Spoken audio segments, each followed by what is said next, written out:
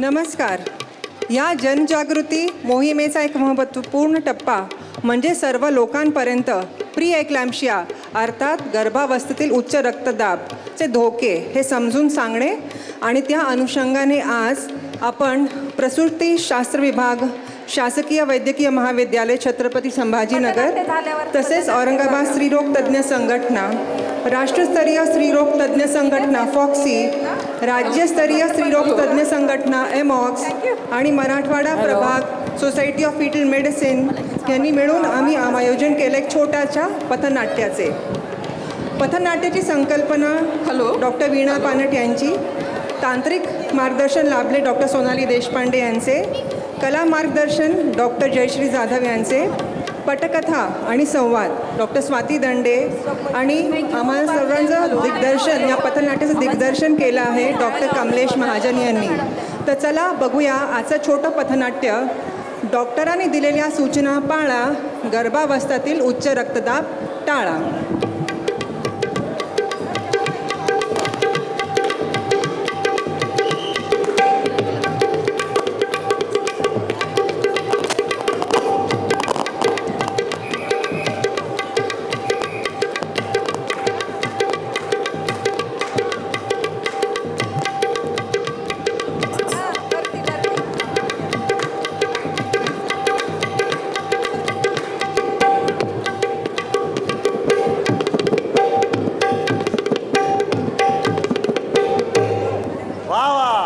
अंकुशराव झकास.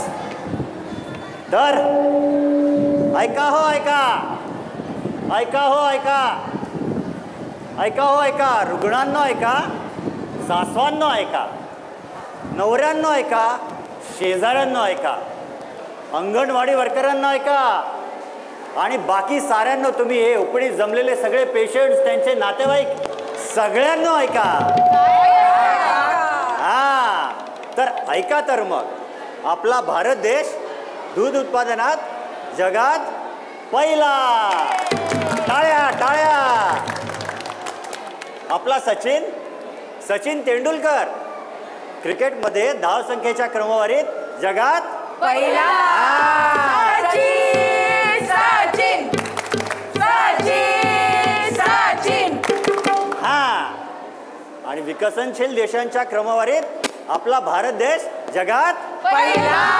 नाही नाही नाही नाही, पाचवा. हा हा. गरोदरपणात होणाऱ्या मृत्युमुखीच्या दरात आपला भारत देश जगात 68वा. अरे थांबा, टाळ्या काय वाजवत आहे? गरोदरपणात होणाऱ्या मृत्युमुखी पडण्याच्या दरात आपला भारत देश 68वा. ते सांगण्यासाठी तर हा सगळा खटाटोप आहे. हा ठीक आहे, पण त्याचं इतकं काय प्रेशर घ्यायला? प्रश्न मी प्रेशर घेण्याचा नाहीये. प्रश्न आहे गरोदरपणात ब्लड प्रेशर वाढून होणारा गुंतागुंतीचा. 12% माता, किती? 12% माता या ब्लड प्रेशर वाढून होणाऱ्या गुंतागुंतीमुळे मृत्युमुखी पडतात. आणि त्याहून शर्मेची बाब म्हणजे वेळीच काळजी घेतली तर हे सगळं टाळता येऊ शकतं. न पेक्षा यातील धोका तरी कमी करता येऊ शकतो. कसं? तर तेच बघायला आपण इथे आलेलो आहे. प्रस्तुत आहे छत्रपती संभाजीनगर येथील स्त्री आरोग्य तज्ज्ञ आणि डॉक्टर स्वाती दंडे लिखित एक अभ्यासपूर्ण पथनाट्य, ज्याचं नाव आहे डॉक्टरांनी दिलेल्या सूचना पाळा, गर्भावस्थेतील उच्च रक्तदाब टाळा.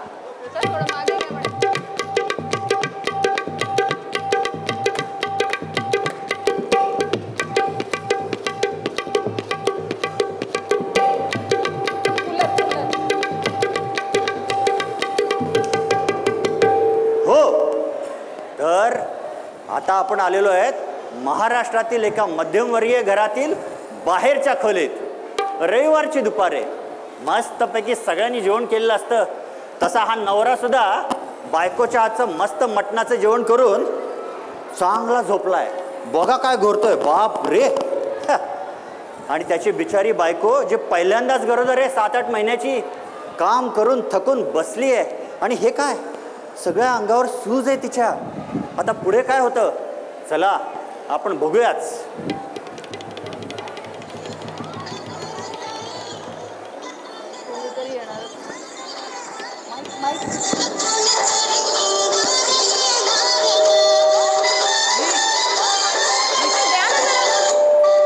काही उठणार नाही हा बाबा, मला उठावं लागेल. आई आई ग.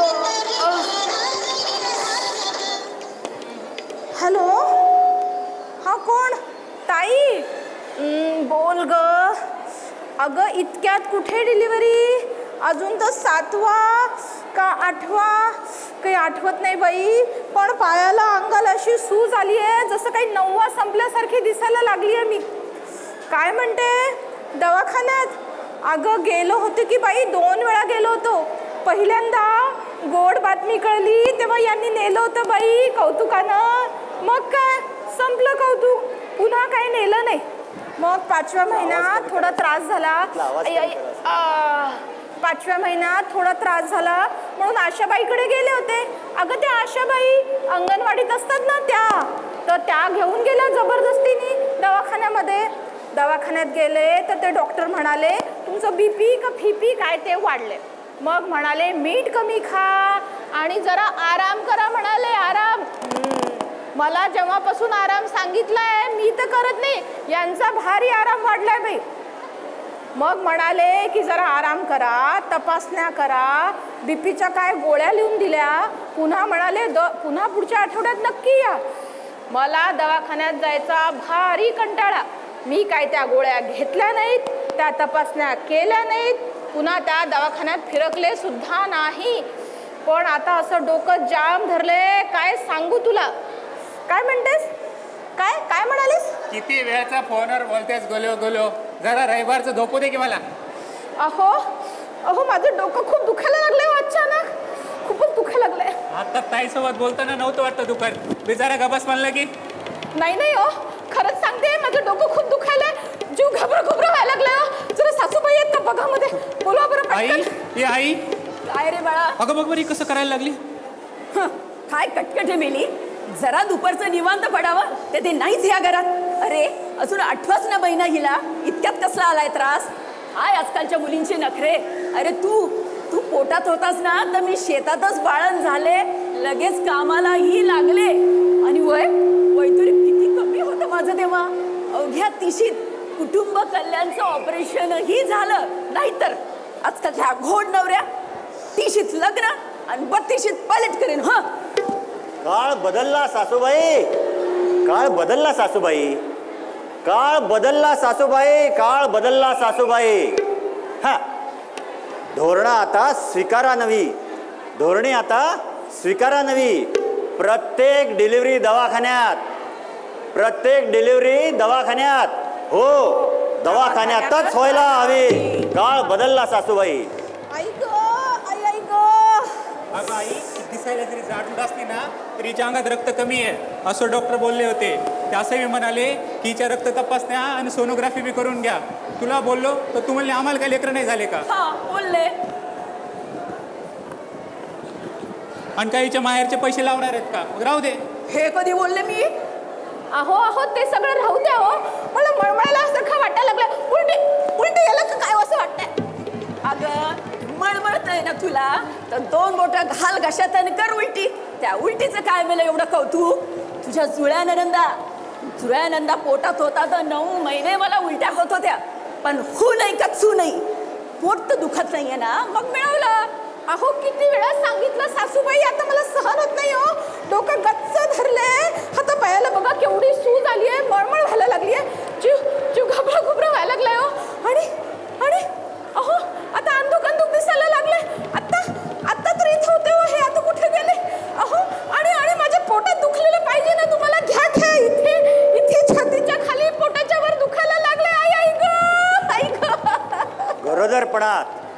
गरोदरपणात मळमळ, डोकेदुखी, अंधुक दिसणे. गरोदरपणात मळमळ, डोकेदुखी, अंधुक दिसणे हीच तर उच्च रक्तदाबाची लक्षणे. आणि यातच जर आला झटका, न ठरो हे शेवटची घटिका. ए चुप रे, आम्हाला घाबरू नकोस. ए पोरा, ए पोरा, ही अशी आकडी आली म्हणे काय करत राहिली रे? हिला खरंच झटका आला का काय? झपट त्या शेजारच्या अंगणवाडीतल्या ताईनं घेऊन ये बरं. हो हो हो. मी सांभाळायची ही नसती ते र. आता ना माहेरीच पाठवून देते हिला. आई आशा ताई आली. अहो काकू, अहो हिला खरंच झटका आलाय. मान एकीकडे करा, नाहीतर उलटी फुफ्फुसात जाईल. कपडे थोडे सैल करा. नका नका, चमच्याने दातकी उचकटायचा प्रयत्न नका करू, जास्त इजा होते. अरे रे, जीभ चावलीच गेली वाटतं झटक्यामुळं. तोंडातून थोडं रक्त पण येतंय. बाई ग, हुश, थांबला बाई झटका एकदाचा. अहो अहो, पाणी काय होतंय घशात? शुद्धी तर आहे का ती? पटकन ॲम्ब्युलन्स बोलवा, लगेच दवाखान्यात न्यावे लागेल. 108 नंबरला फोन करा. अगं इतक्यात कुठे डिलिव्हरी ग? अजून 8वाच महिना ना हिला. आणि आता थांबला ना झटका हिचा आता. काकू, बीपी वाढल्यामुळे आलेला झटका आहे तो.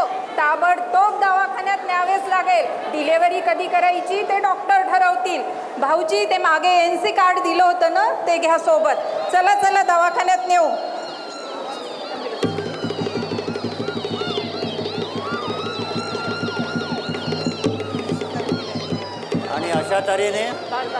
आणि अशा तऱ्हेने पेशंट सिरियस झालेली आहे आणि पेशंटला आता दवाखान्यात घेऊन जात आहेत. नशीब 108 नंबरची ॲम्ब्युलन्स तरी लगेच आलेली आहे. तर आता स्थळ आहे दवाखाना. आता नीट बघा काय होतं ते. डॉक्टर आले, डॉक्टर आले.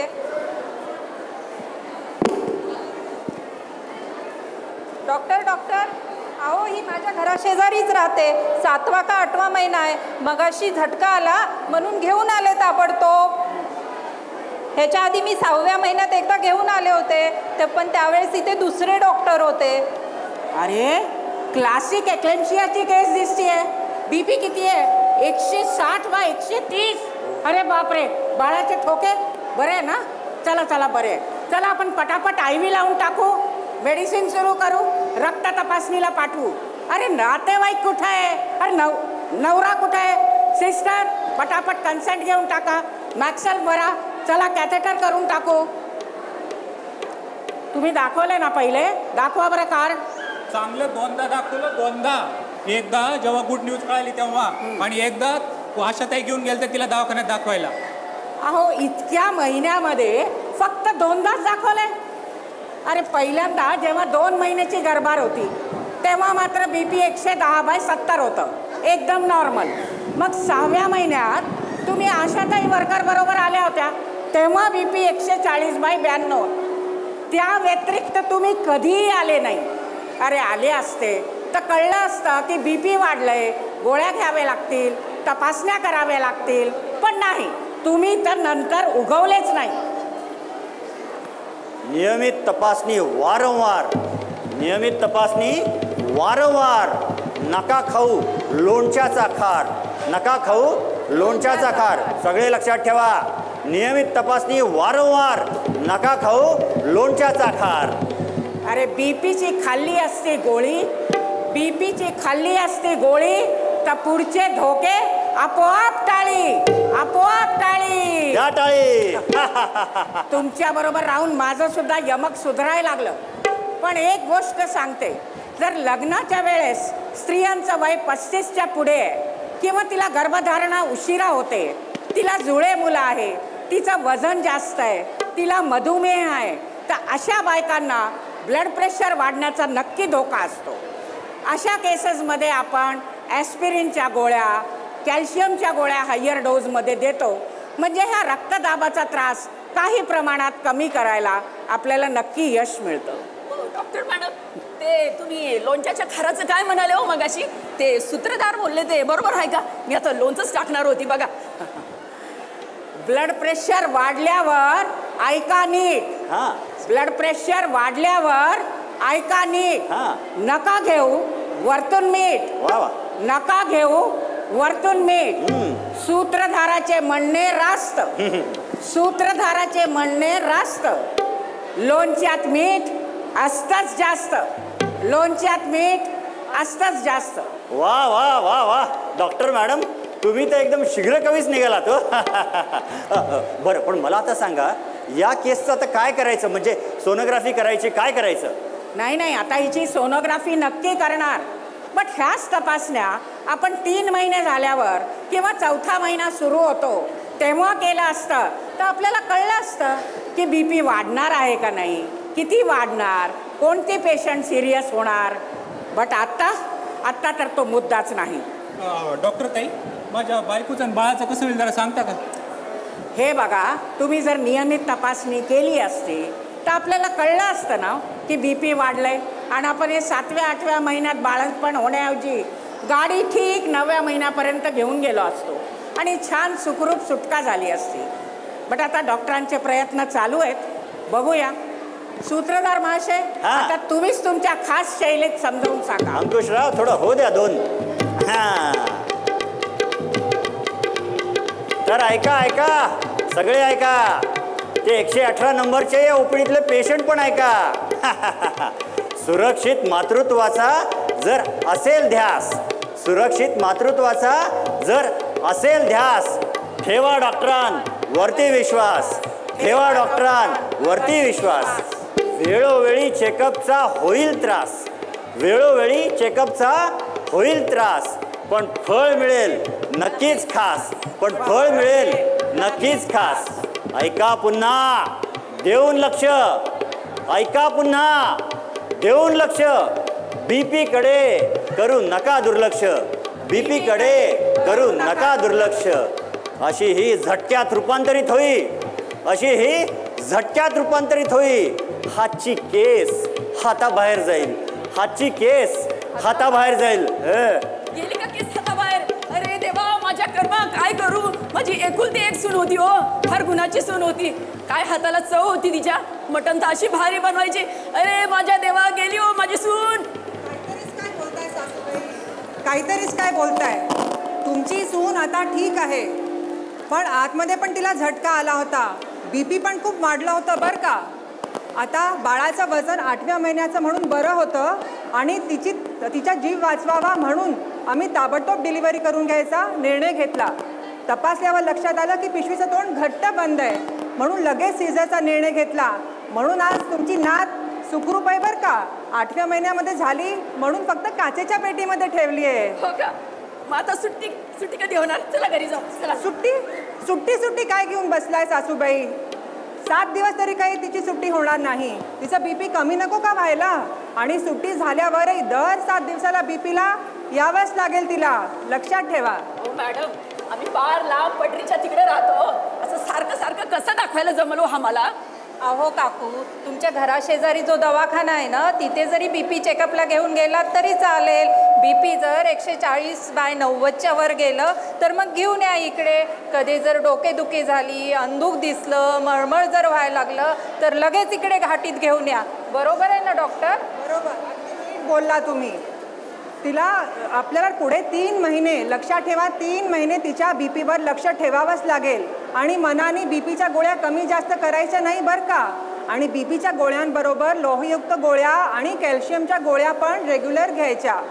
त्याच्याबरोबर आपली पेशंट सुदैवी होती बरं का, नाहीतर मग BP वाढून लिव्हर फेलियर, किडनी फेलियर, अतिरक्तस्राव पेशंट वरही गेली असती. अगं बाई, आता 3 महिने बाळाला अंगावर पाजायचं नाही का काय? जन्मताच बाळाचं दूध गेलं. काही बोलता का हो काकू? अरे कोण बोललं दूध द्यायचं नाही? उलट पहिले 6 महिने फक्त आईचंच दूध दिलं पाहिजे असा कायदा आहे आणि त्याचे अनेक फायदे आहेत. डॉक्टर ते एक विचारतो, राग नका मानू, पण पुढच्या बाळंतपणात हिला पुन्हा झटकेचा त्रास होऊ शकतो का? पण पहिली गोष्ट लक्षात ठेवा, पाळणा कमीत कमी 3 वर्ष लांबवा. पाळणा कमीत कमी 3 वर्ष लांबवा.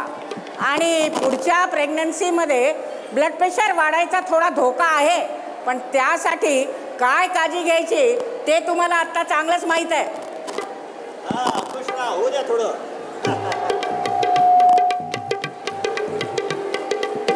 तर ऐका, पुढच्या डिलिव्हरीत हा त्रास थांबवा, पुढच्या डिलिव्हरीत हा त्रास थांबवा, पण त्याआधी पाळणा लांबवा, पण त्याआधी पाळणा लांबवा. या लेकराच्या सुरक्षितेचं असू द्या भान, या लेकराच्या तब्येतीचे असू द्या भान. करू द्या त्याला निव्वळ स्तनपान, करू द्या त्याला निव्वळ स्तनपान. डोस द्यायचे पण विसरू नका बरं का, डोस द्यायचे विसरू नका. धन्यवाद डॉक्टर, धन्यवाद. तुमच्यामुळं माझी बायकोन पोरगी वाचली. धन्यवाद. अहो धन्यवाद आमचे करू नका, आपल्या अंगणवाडी वर्करचे करा, ज्यांनी वेळेवर पेशंट आणलं आणि आम्ही आई आणि बाळाचा जीव वाचवू शकलो. अंगणवाडी वर्कर्सचा खरंच आधार, अंगणवाडी वर्कर्सचा खरंच आधार. डॉक्टरांचा कमी करतात भार, डॉक्टरांचा कमी करतात भार. रात्रंदिवस धडपडतात सगळ्या, रात्रंदिवस धडपडतात सगळ्या. करूया कौतुक वाजवून टाळ्या, करूया कौतुक वाजवून टाळ्या, करूया कौतुक वाजवून टाळ्या. हा तर ऐका हो ऐका, हे वरचे ऐका, हे खालचे ऐका.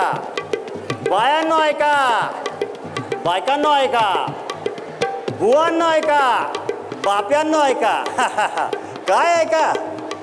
तेच तर, हेच ऐका की आम्ही ज्या तुम्हाला आता शपथा देणार आहोत, आम्ही जी शपथ देऊ त्यातला शेवटचा शपथ, शेवटचा शब्द तुम्ही परत उच्चारायचा आहे. तर मी डॉक्टर विनायक खेडकर तुम्हाला अशी शपथ देतो की हे जे पथनाट्य आम्ही आत्ताच तुमच्या पुढे सादर केलं ते तुम्ही लक्षात ठेवणार. मी डॉक्टर जयश्री मोरे तुम्हा सर्वांना शपथ देते की आम्ही डॉक्टरांचं ऐकणार. मी डॉक्टर वीणा पानट तुम्हाला शपथ देते की आम्ही रेग्युलर चेकअपला येणार.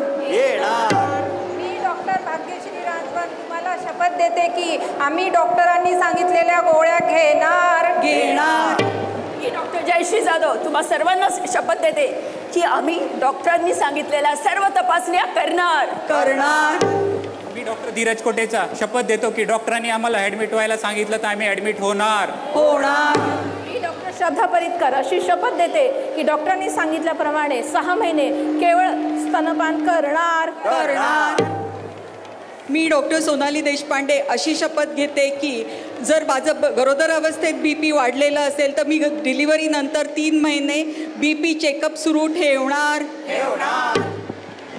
मी डॉक्टर ललिता बजाज अशी शपथ देते की आम्ही बाळाचे लसीकरण करणार. मी डॉक्टर श्रीनिवास गडप्पा अशी शपथ देतो की मी माता मृत्यूदर कमी करणार. मी डॉक्टर स्वाती दंडे अशी शपथ देते की आम्ही जगात भारताचे नाव उंचावणार. आणि आता तुम्हाला सर्वांना असं विचारते की आता आम्हाला निरोप देणार. तर अशा रीतीने ही 60 उत्तराची कहाणी 5 उत्तरी सुफळ संपूर्ण. जय हिंद, जय महाराष्ट्र, जय आरोग्य. धन्यवाद. थँक्यू. सर या ना या. एक धन्यवाद सर. परत धन्यवाद. एक रिपीट धन्यवाद. सर्वांचे मनपूर्वक आभार. आपण अतिशय शांतपणे हे पथनाट्य ऐकलं. मला वाटतं या डॉक्टर्सच्या सूचनांचं आपण सगळेजण पालन करूत आणि त्याबरोबरच आरोग्याची उंची वाढवण्याचा सर्वजण प्रयत्न करू. डीन साहेबांचे आणि सर्व मान्यवरांचे आभार. थँक्यू.